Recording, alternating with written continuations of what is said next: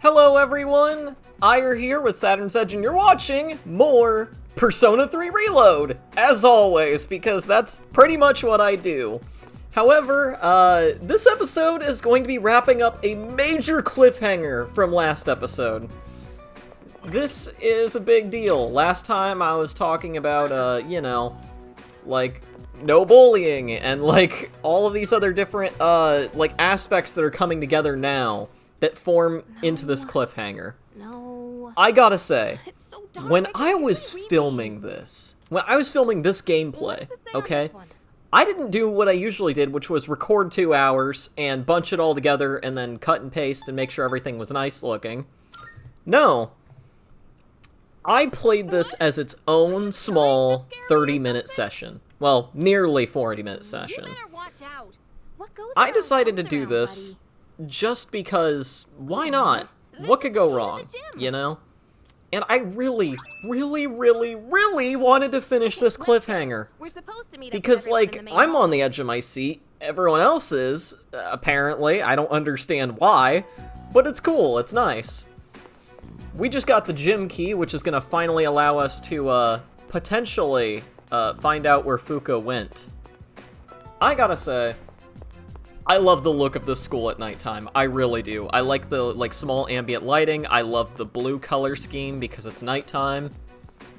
I just like it in general. And I think these moments that I spent, like, this little small amount of time with Yukari, just exploring around, I thought it was really funny. I really did. I thought it was entertaining, I thought it was nice. It was kind of a way to help, like, characterize her more, and doubling down on the, like, slight fear of ghosts. Guys, come on.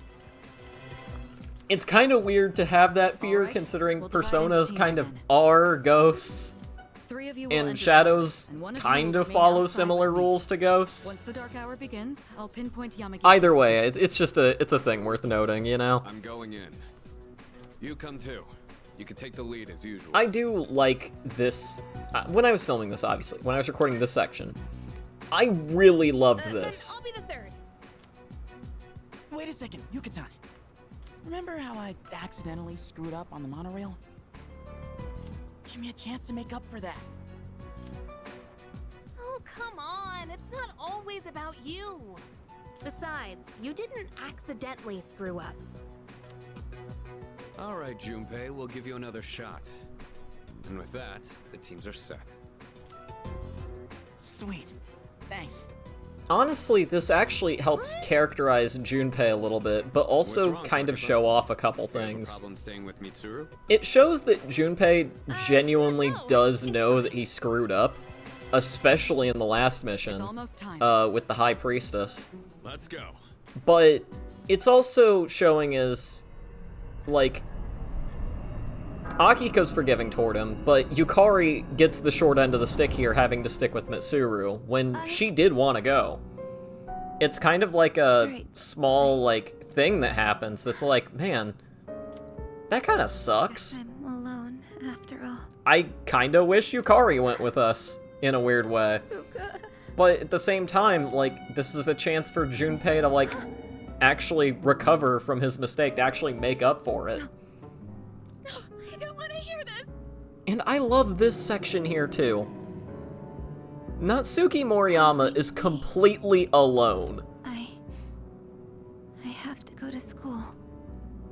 Tell her I'm sorry. Fuka. In this moment, you know that she's not her. She sounds different. She's obviously, like, being hypnotized and drawn to the school. You can recognize that instantly. Range is at max, too.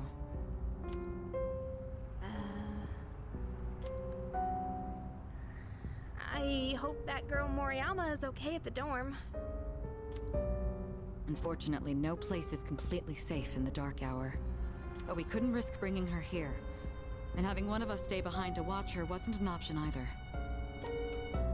Yeah, I guess so.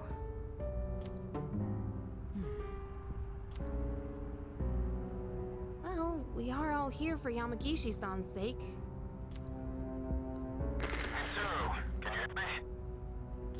I also love the I'm way here. that they did the I've confirmed your transmissions position. here with the mixing. You're higher up than I expected. You're barely in communication range. Is everyone all right? I don't know. Got separated. Akihiko. I also like that in this moment they give a payoff to something that's been hinted at multiple Is he out of times. range? Mitsuru's worrying. motorcycle and persona are not built for communication. They are primarily meant for the motorbike for communication or to help with that, but her persona is more combat oriented. And she has stated this. Akihiko has stated this. She just tried harnessing it for communication to help out with these missions, as she is the team leader and needs some form of communication possible Are you and awake? open. This is the first time we've spoken. They're paying outside off of with your this room. by telling you, hey, you're high up. You're out of the transmission range. I told you, remember? And this, I'm always with this you. moment with the boy, But we don't have much time. he to makes talk. it clear to you that Tonight, anytime you've there's ever more seen than him one during the dark ordeal you hour, must it is face. not a dream. He's not a You fake. should hurry. He's She's here. waiting for you. You guys will need her. See you. I hope we meet again. And in the way that he speaks, it's like a prophet, you know? He knows stuff's about to happen. He's aware of it. Incredibly aware of it. Are you alright? It's too hot. I can't find any backup. I'm sorry. Find And then this moment here, as we're playing through. Communication has been lost. You can't go down, you have to keep pressing forward. You don't know where you are in Arca, but you have to keep going. You have to explore, you have to move. One thing I spent a little bit of time doing was looking over all of my personas to figure out exactly what my moveset looked like. The one thing I was missing was, well, I mean, I had single shot. But I wanted something better than single shot. I wanted a pierce attack that could at least hit all enemies if needed. And I had just the thing. I had to go to my items, and I went to the skill card section. I copied Arrow Rain. So now I can give Arrow Rain to any persona I feel like. Who's getting Arrow Rain? Well, it was really tough to figure out who would actually get it. For me, whenever I was choosing around, I went with someone a bit unexpected. Yeah, I went with Mitama, Nigi Mitama. Kind of a strange choice, especially considering most of his stuff is healing, but why not? What could go wrong? I figured it'd be a good way to switch off to him, it'd be a good way to have him around as a backup if I needed him ever.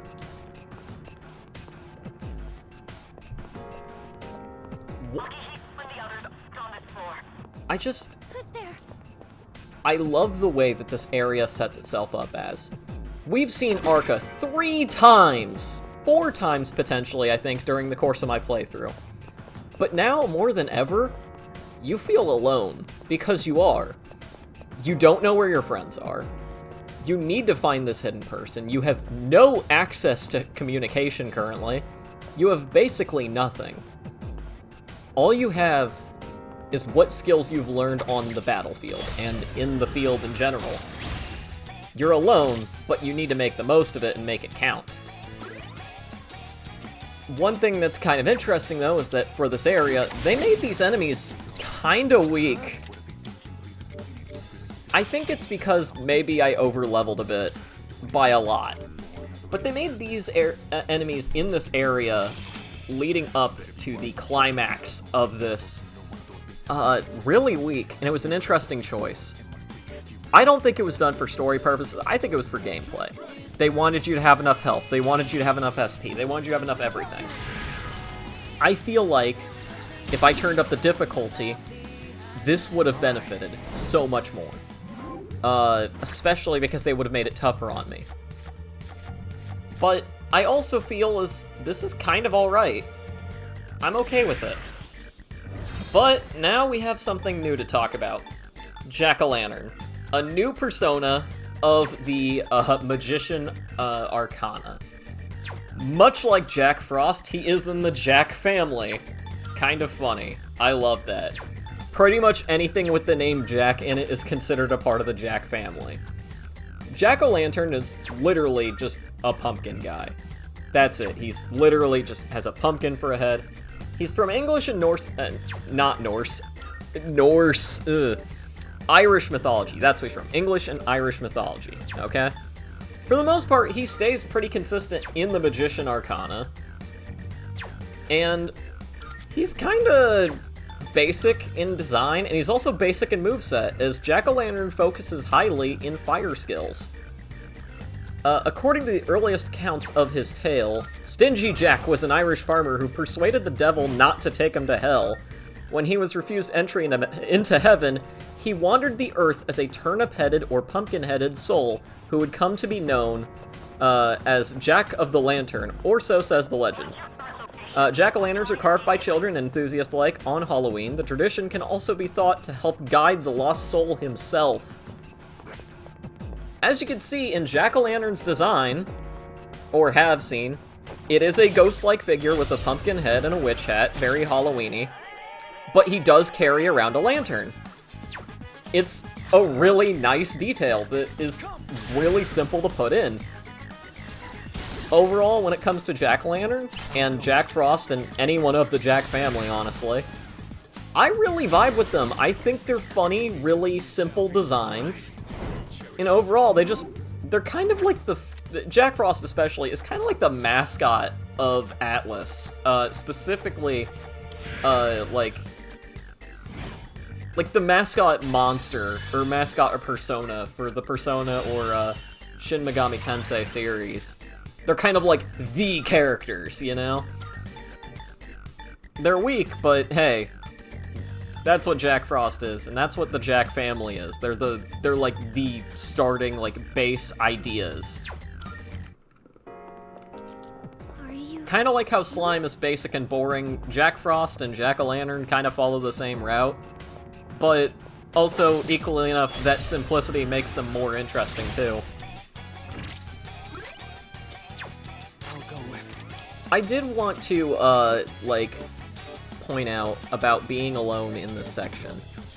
It's really nice at first, because, like, you're not sorting through all of your teammates' movesets, you're on your own. It's kind of scary, yeah, but, like, you're on your own, you know? But then you have examples like this, like missing, or taking a hit like that.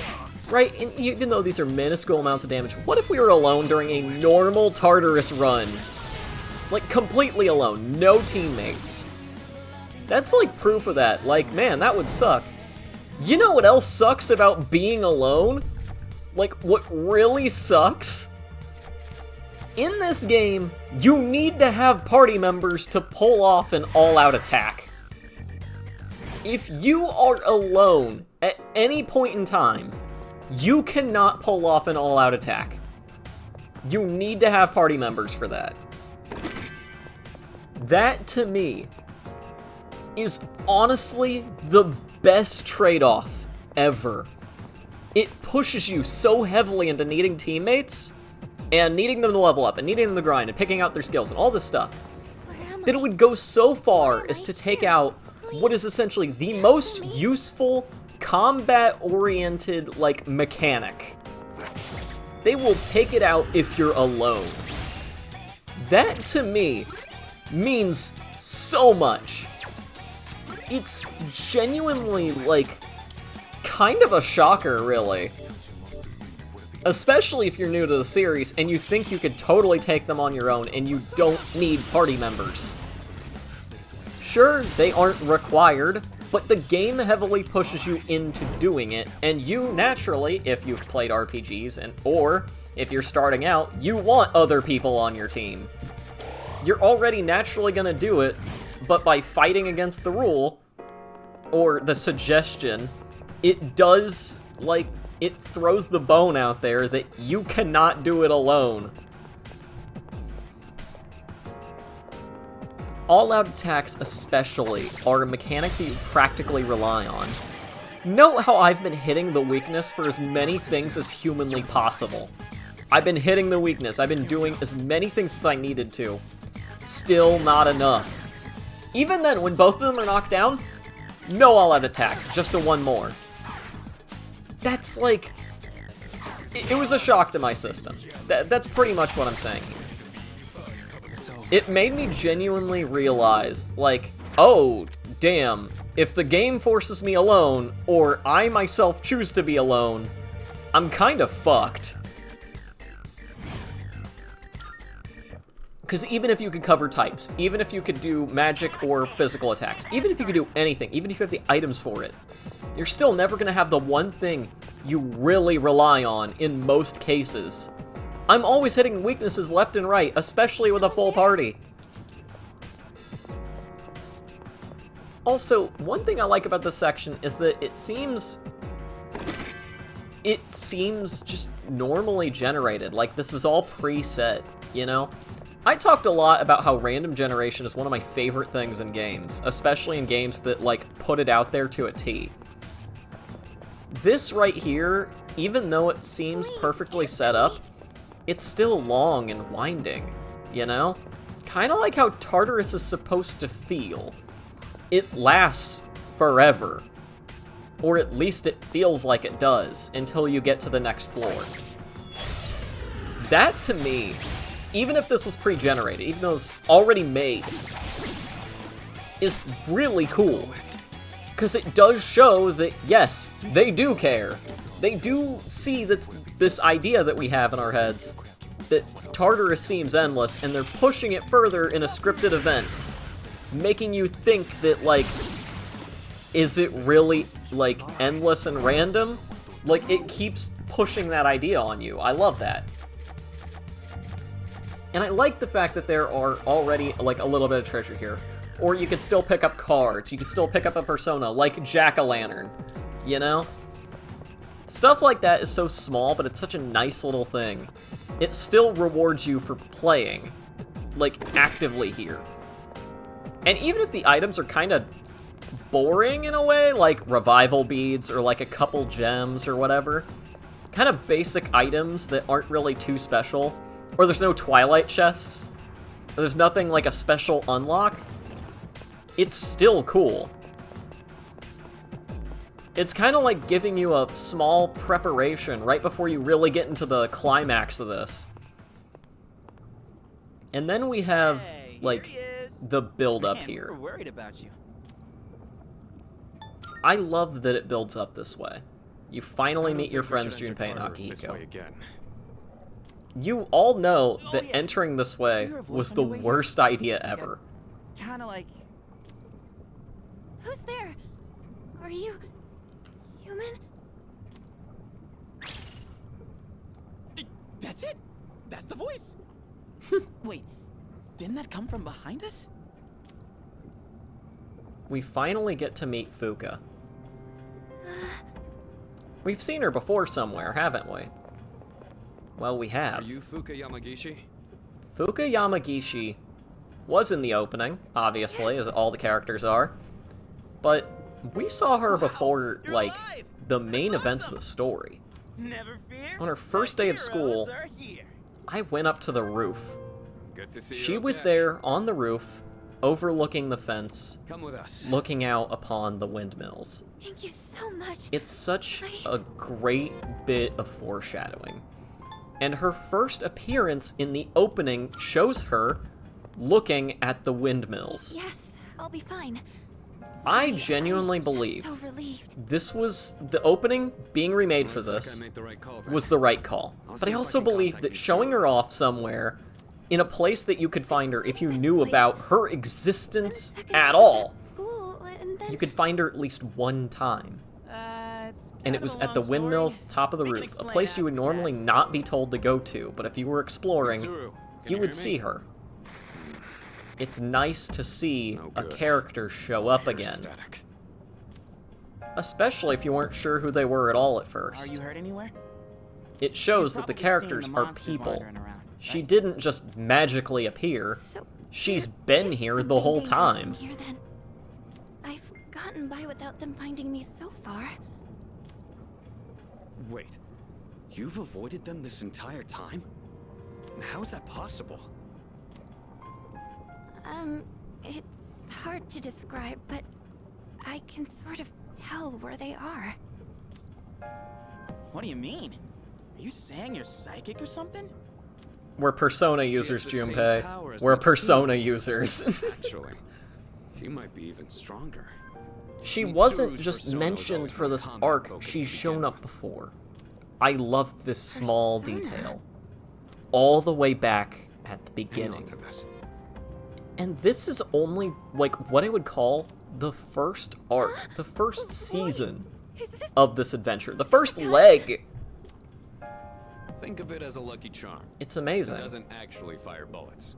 We also get to see that our protagonist, by okay. choosing the choice, like asking, "Are you okay?" All right, let's get out He's of here. actively getting out of his shell more.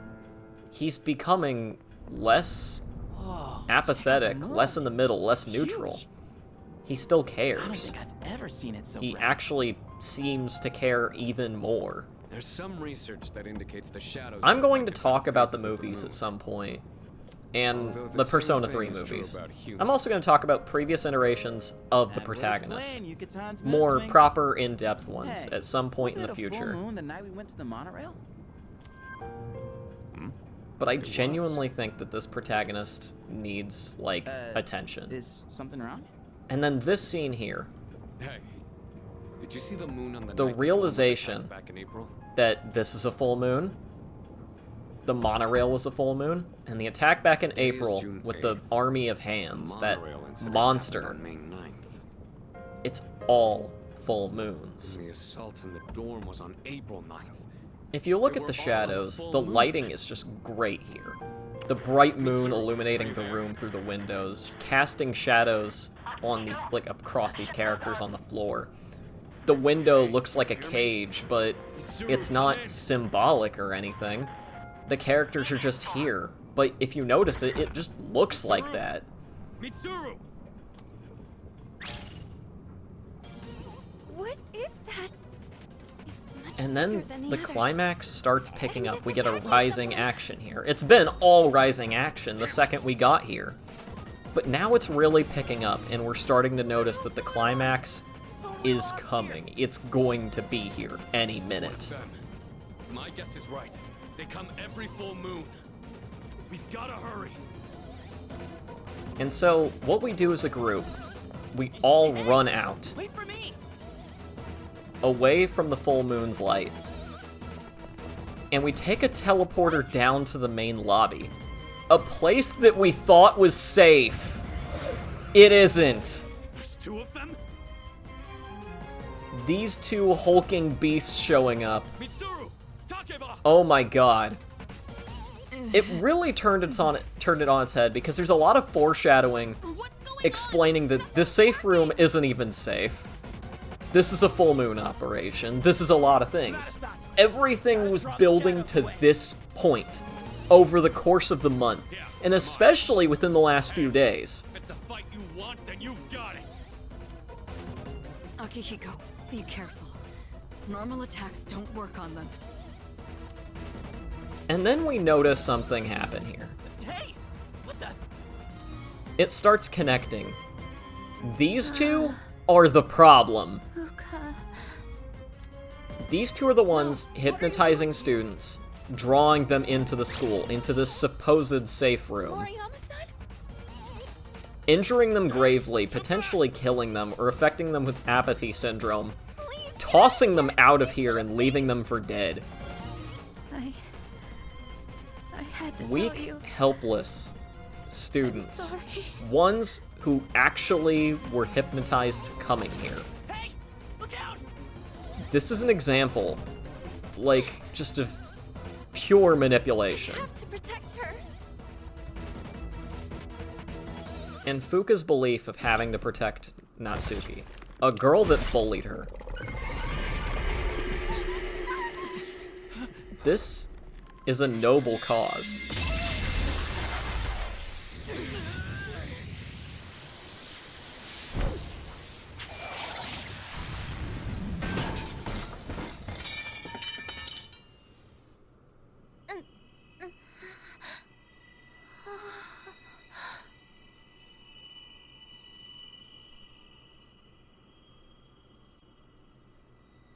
Fuka didn't have to protect her, but she still did. She did it because she's a good person. And she knows that protecting people is just a normal human thing. A persona? And this causes her to awaken to her persona. One that seems very odd. It's not standing behind her or alongside her. Fuka is inside the persona. Just as I thought. It's happening. Mitsuru, let her take her place. We'll handle these guys. And so, our protagonists Junpei and Akihiko come into contact for our battle. Well, Fuka's along here too. I should give her credit. Fuka is literally right there. Please, give me some time. These two right here. Oh my god. The Empress and the Emperor. I love the full moon operations for purely being absolutely amazing symbolism. I talked about the Magician being at first like a normal like arcana where it's all about willpower and focus, but all of them are based on reverse tarot cards. The Magician becoming a monster that doesn't think and only acts. The Priestess being about conflicting ideals. But the Empress and the Emperor, oh god. The Empress and the Emperor have a lot of weird nuances about them. The Empress typically means someone caring about one with motherly love, assuring the enjoyment of life.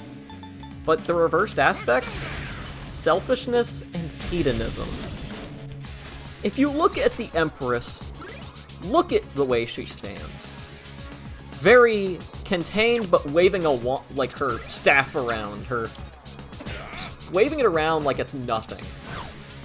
Instead of being motherly or loving, she's manipulative, a ruler.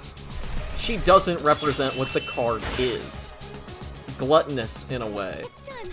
I can start the analysis at any time. The pompous clothing, the nonchalant demeanor, the attitude that the Empress brings. It's insane. It doesn't represent anything the Empress normally stands for.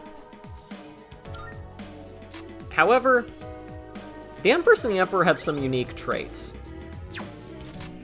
The Empress represents a spiritual side of the soul. But what does that mean? Well, she don't take shit from magic attacks. Magic is pointless against her. But physical attacks? That's your way to go. But then we think about it for a second. We talked about the Empress here, and well, much like the Empress, the Emperor is a good counterpart, right? Well, the Emperor represents similar things, but in a different way. First off, we're going to talk about Fuka's full analysis, which allows us to see every weakness that this thing has. Amazing ability. And she has her own SP meter, which is really useful too, meaning that we do have to balance her out as well. The Emperor is similar to the Empress in a way. But look at him. He stands there, sword in hand, but he doesn't take it seriously. He's not upright, he's constantly shifting, he's slouching, his sword's down. It's not up in ready armed attack position, it's not in a defensive state, it's just down.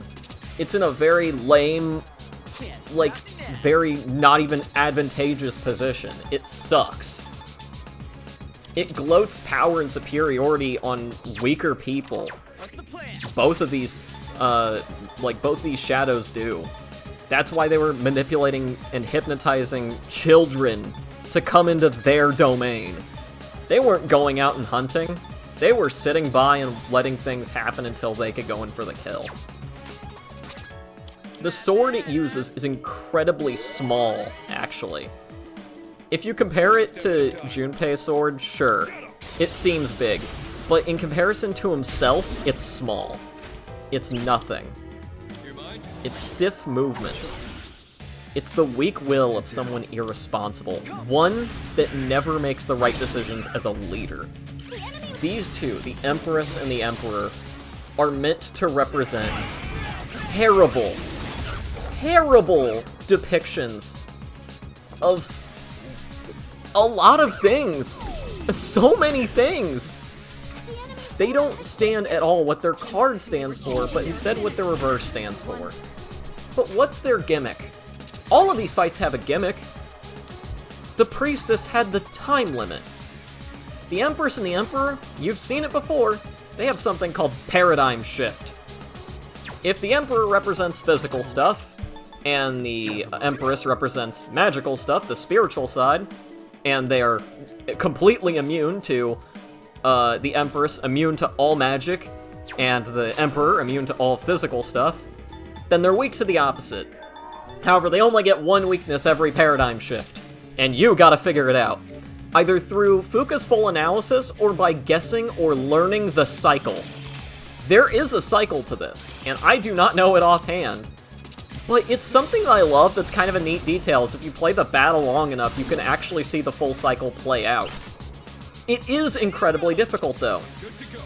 Light and dark are not used here at all. It is specifically the weaknesses of, for the Empress, you have your three weaknesses of bludgeoning, piercing, and slashing.